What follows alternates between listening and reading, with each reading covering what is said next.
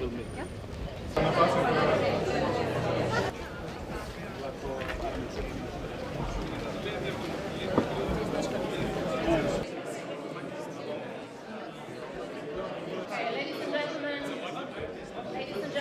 Please take your seats that we can start. Member of Slovenian Diplomatic Service, and currently I am the chief strategist at our continue our conversation. And there is a question for Minister Mիրզոյանը. You come from the region of quite a history of conflicts, also some frozen conflicts still ongoing in the region. And as Ambassador mentioned, the structures, the institutions, international organizations, how do you see the security potential of the existing structures? And can they efficiently assist you, or we would need something new? What would you think? Well, first of all, let me join my colleagues in expressing appreciation to Slovenia for organization of this very important forum, despite all the challenges, despite the natural catastrophe. For us, this is not only an opportunity to exchange thoughts, but also it's yet another opportunity to express our solidarity with the Slovenian people. So coming to your question, it isn't an easy one to answer, as it might seem at first sight. On one hand, we have all the institutions that are needed. They have, through these recent decades, they have accumulated all the tools and the instruments that are need or might be needed to manage the crisis and the conflicts. On the other hand, when it comes to real crises and conflicts, we see that these tools and institutions are not efficient. So to make sure that I succeed in drawing the picture in a proper manner for you, I would describe the situation on a real example. You all know about Nagorno-Karabakh, a region in South Caucasus. So as we speak at this very moment, there are 120,000 people who are under a real medieval siege now due to the closure of Lachin corridor. This corridor was established to ensure the link between Republic of Armenia and Nagorno-Karabakh and to ensure free movement for people. This is the only lifeline, the only line that could connect this region to the outer world. And since Azerbaijan blocked this Lachin corridor, now it's already 8 months, and since June 15th, they completely closed the corridor. And now no food, no medicine, no fuel, nothing passes through this corridor to Nagorno-Karabakh. So again, to make sure that you really understand the situation, approximately 2,000 pregnant women, 30,000 children, 20,000 elder people, people with diseases are left without food and medicine and fuel.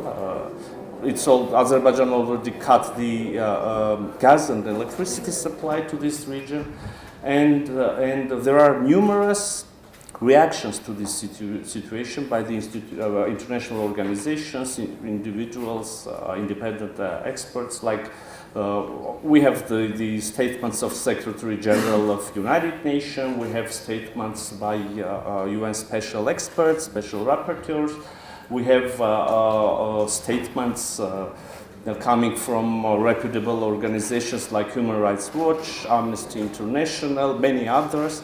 We have voices of independent experts like the former Prosecutor General of International Criminal Court. We have Council of Europe. We have so many institutions, so many reputable organizations, bodies, individuals who stated very clearly that Azerbaijan blocked Lachin corridor, and as a result we have a humanitarian crisis in Nagorno-Karabakh with the potential to have a humanitarian catastrophe there. So what's next? Nothing. We have 2 orders of International Court of Justice. This is the highest legal body on this planet. We all, as nations, united, we created United Nations organizations, and within it, or in parallel to it, our countries, we created this highest legal body, International Court of Justice. And this court issued 2 orders, ordering that Azerbaijan should ensure access through this corridor. And what happens? Nothing. So the problem are not the institutions. We don't have lack or absence of institutions. We need something else. To me, there is lack of political will, and there is lack of respect for the rules. And not only by the one who violates the rule, by all of us. We should feel responsibility for respecting these rules, because alternative is chaos. Because alternative is a situation when might is right. And you know, there always can be a force which is stronger than you. Thank you. And I'm sorry, answering to your question, I would like to come up with another question. Are we okay with this situation? What are we going to do with this situation? Thank you. Coming to Minister Mիրzոյանը, you are an experienced politician now. So where do you see the role of politics nowadays in security, and do we need to change something in the approaches that politicians nowadays actually exercise? Well, I wouldn't call myself an experienced politician, but thank you for that.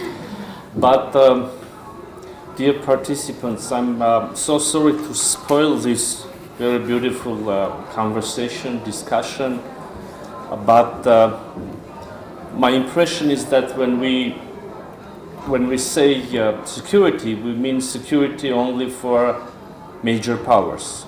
When we say dignity, we speak about dignity for big players, or at least you should have the size of Poland to have the right to be part of this conversation and to have expectations. I'm very much impressed by your intervention, Secretary General, but if I may, you can't fix the house. You can't fix the house until you acknowledge that the problem is not only the war in Ukraine.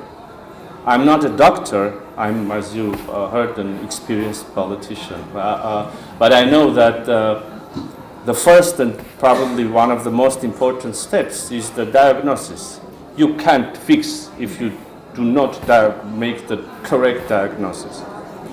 And probably the very direct and sincere and obvious answer to your question, because everybody knows the answer in reality, is a real value-based policy, a real human-centrist. The solution is politics and policies focused on human beings. I think this is the answer. Thank you. Again, the human element. For concluding actually this panel on this optimistic note, I think we are running out of time, so unfortunately, dear audience, there will be no time for questions.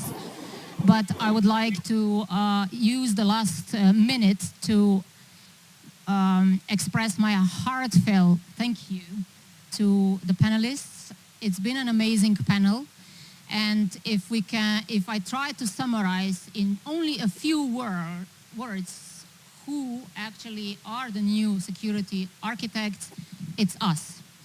It's actually us to take care of the house that we built, to make common decisions. Are we going and how are we going to refurbish it on the basis of mutual understanding, on the basis of proper diagnosis